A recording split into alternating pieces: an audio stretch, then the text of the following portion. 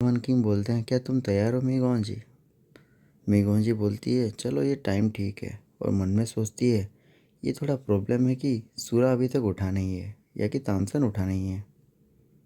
फिर सीटिल और बोलने लगते हैं कि चलो चलते हैं। वो एक डोर के ओपन होते ही वो बाहर निकलते हैं। और जैसे निकलते हैं बहुत सारे लोग होते हैं वहाँ पे।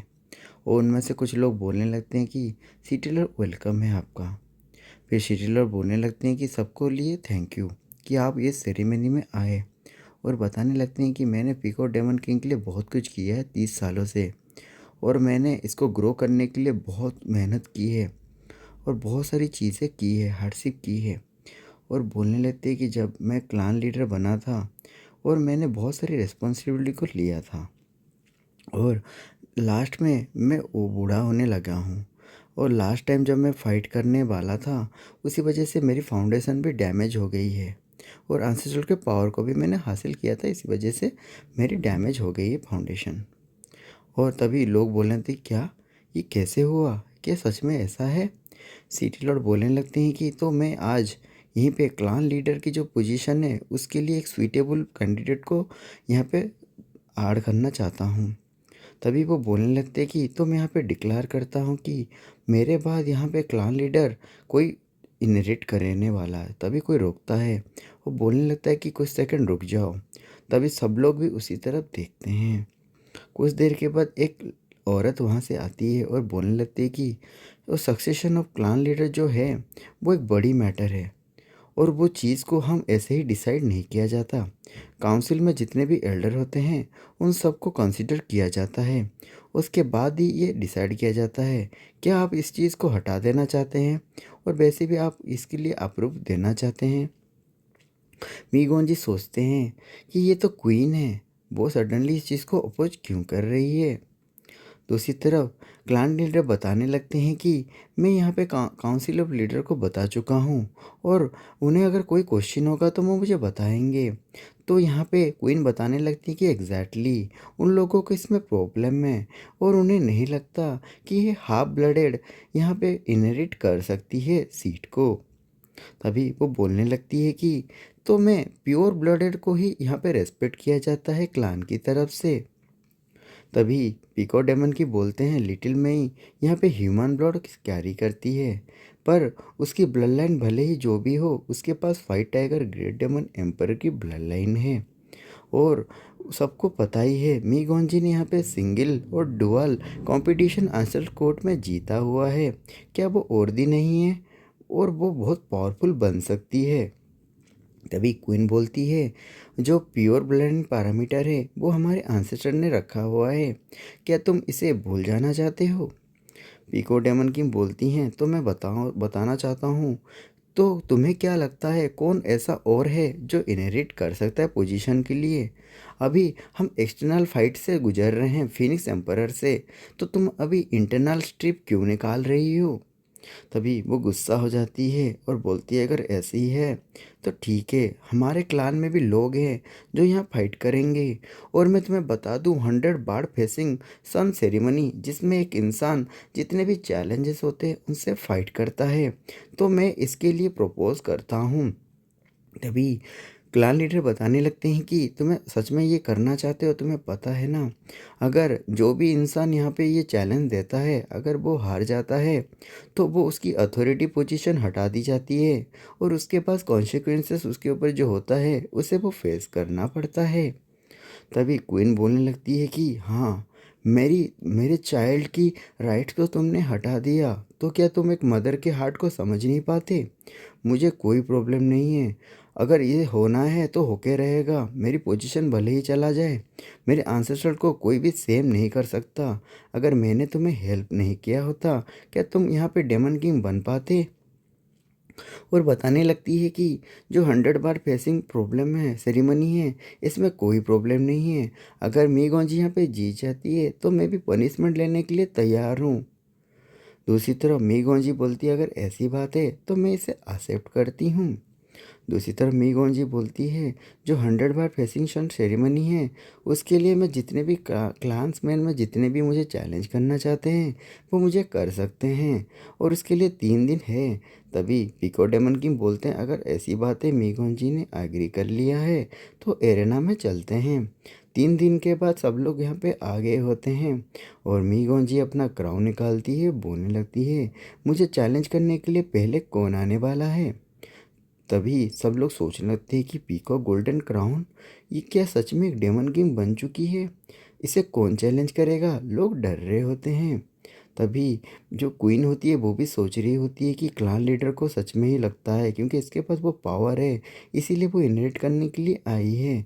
तभी हमें दिखाया जाता है एक बंदा आता है और बोलने लगता है कि मैं तुम्हें चैलेंज करना चाहता हूँ और मैं ही यहाँ पे सुइटेबल हूँ और बोलने लगता है कि मैंने प्लान किया था थोड़ी देर फाइट होने के बाद मैं आऊँगा और तुम्हें हरा दूँगा और मैं तुम्हारा फर्स्ट ओपोनेंट और लास्ट ओपोनेंट बनना चाहूँगा कि मतलब मैं तुम्हें आराम से हरा दूँगा। तभी मीगोंजी बोलती है तुम कौन हो। ये सुन के उसके होश उड़ गए होते हैं और वो चिल्लाते हुए बोलता है मैं तुम्हारा कज़न हूँ वांगलिंग, तुम्हें क्या प्रॉब्लम है तुम्हें।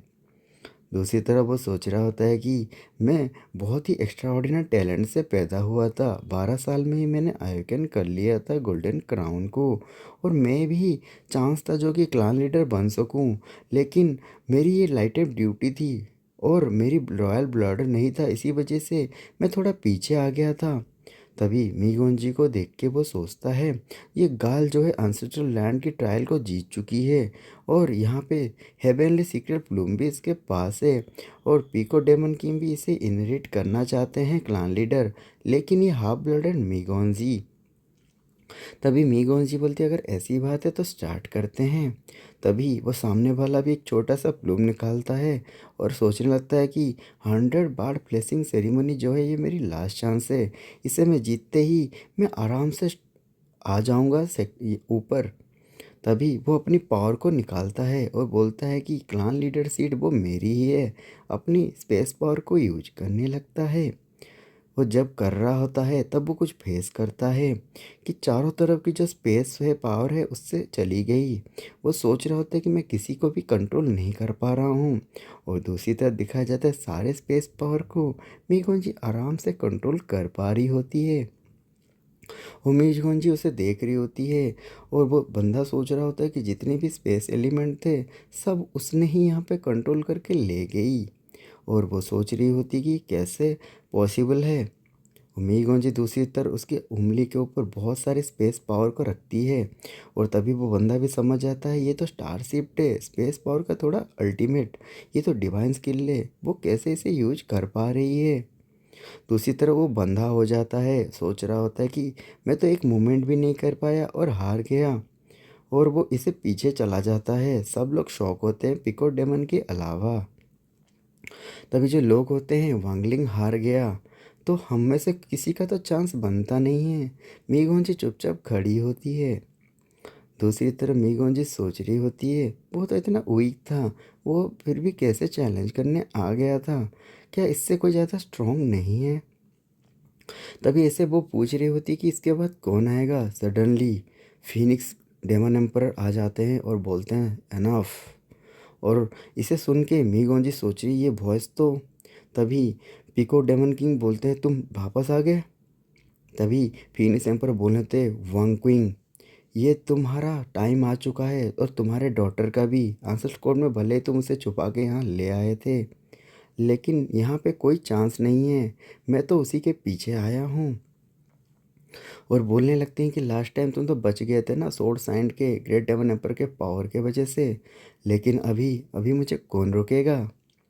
तभी मीगोंजी सोच रही थी crystal phoenix great demon emperor. पीछे से तांगसन बोलता है टेंशन मत लो मैं आ चुका हूँ। और तांगसन बोलता है उसे देख रहा होता है। मीगोंजी बोलती है तुम उठ गए हो। तभी फिनिक्स ग्रेट डेमन एम्पर बोलते हैं कि जो भी यहाँ पे बार बार क्लैन है, अगर तुम और तुम्हारी डॉटर को छोड़ के जो भी मुझे यहाँ पे सबमिट करेगा मैं उसे छोड़ दूँगा और वो कैरी सिटी में रह सकता है और वो मेरे ही पीपल की तरह बन सकता है। इसे सुन के पिको डेमन किंग काफ़ी गुस्सा हो जाते हैं और जो क्वीन होते हैं बोलते हैं कि नॉनसेंस, हमारे आंसेस्टर ने जो चीज़ें बोली है उसके बाद फिनिक्स डेमन क्लैन का कोई प्लेस यहाँ पे नहीं है। और जो भी है यहाँ पे दो ही लोग पावरफुल है, हेवनली फॉक्स कंट्रोल करते हैं फ्यूचर को, और पीकॉक डेमन किंग जो होते हैं वो फ्यूचर को देख सकते हैं, इसीलिए तुम्हारी कोई जगह नहीं है। पीकॉक डेमन किंग बोलते हैं तुम, और यहाँ पे क्वीन बोलती है ये हमारा मोर्टल एनिमी है, हमें अपनी बातों को यहाँ पे नहीं उठाना है। दूसरी तरफ वो बोलते हैं मैं एडमिट करती हूँ क्रिस्टल फिनिक्स एम्परर के प्रूफ्स को, लेकिन ज्योमई सच में पावरफुल है जो कि उसे थ्रेटन कर रही है। तभी वो बोलने लगती है कि वो ज़्यादा वेट नहीं कर सकता, और फिनिक्स ग्रेट एम्परर भी उसे देख रहे होते हैं। तभी फिनिक्स ग्रेट एम्परर बोलने लगती है वैंग क्विंग, तुम्हें क्या लगता है तुम इसे लेके यहाँ से भाग सकते हो, तुम एक कावड़ हो तो।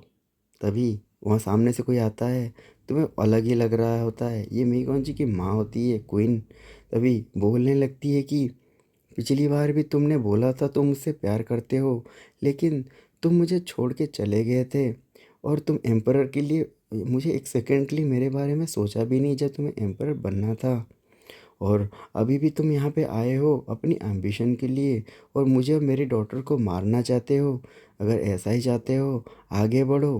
तभी जो फिनिक्स ग्रेट डेमन एम्पर होते हैं बोलते हैं क्वीन, ऐसी बात नहीं है, एम्पर बनना सब कुछ होता है, उसके अलावा क्या मैटर करता है। और आज देखो मैं पावरफुल हूँ, और मैं आज भी स्वेयर करता हूँ कि मैं तुमसे प्यार करता हूँ। अगर तुम मुझे पास आ जाओ, फ्यूचर में हमारे चाइल्ड यहाँ पे राज करेंगे। क्वीन बोलने लगती है कि मैं तुम पे कोई भरोसा नहीं करती लिंग जेमू, तुम वैसे ही हो, और तुम सेल्फिश हो, और तुम सब कुछ छोड़ सकते हो अपने फ़ायदे के लिए, मैं तुम्हें कभी एक्सेप्ट नहीं करूँगी। और बोलते थे अगर तुम्हें सच में ये चीज़ चाहिए, मुझे और मेरी डॉटर को मार दो। वहाँ पे कोई आता है और वो पीको डेमन किंग होते हैं, तुम टेंशन मत लो, वो चाइल्ड के बारे में तुम सोचो ही मत। और बोलने लगे हमने कुछ सोचा था ना, तो तुम मेरी बातें को समझो। क्वीन वहाँ से चली जाती है। उसके बाद पीको डेमन किंग वहाँ पे आगे आते हैं, मीगोन जी शौक होती है।